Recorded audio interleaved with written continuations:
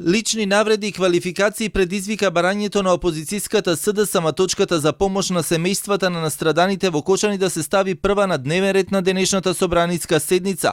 Иако парламентарното мнозинство гласаше за тоа, сепак не пропуштија прилика за меѓусебни обвинувања за тоа кој го политизира процесот, а кој не, но и кој ги заборавил настаните со модуларната болница Беса Транс, како и тоа која влада направила повеќе за семејствата на настраданите од овие настани. Предлагам точката 15 од дневниот ред, предлог закон за поддршката на настраданите во несреќата во дискотеката во Кочани, членовите на нивните семејства, да биде прва точка на дневниот ред, заради тоа што сметаме дека тоа е најголем приоритет во овој момент. Нема никаква потреба да излегувате сега и да ни држите лекции за лешинари, не знам, за поголеми лешинари од вас нема, ако зборуваме на таков начин.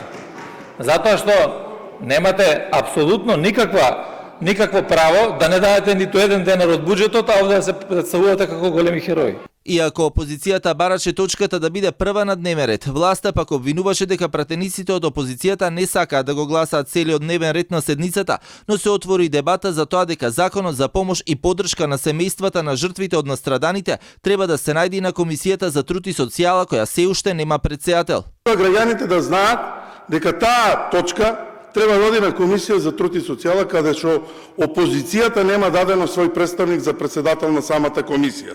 И затоа ќе ве молам, прекинете со политиканството и со лешинарството на темата Кочани и сето она што го правите вие здружени во оваа опозиција. И да, ќе добиете можност да биде прва точка на дневен ред, за да видат граѓаните дека ги лажете и дека таа комисија во моментов не може да се одржи. Финансиска помош за семејствата на настраданите се собираше на трансакција која беше отворена на сметка на Црвен крст и беа собрани над 150 милиони денари, а исплатени над 100 милиони. Владата најавуваше и нов вид на помош, а од буџетот од вкупно одделените над 30 милиони денари, до сега беа исплатени над 11 милиони.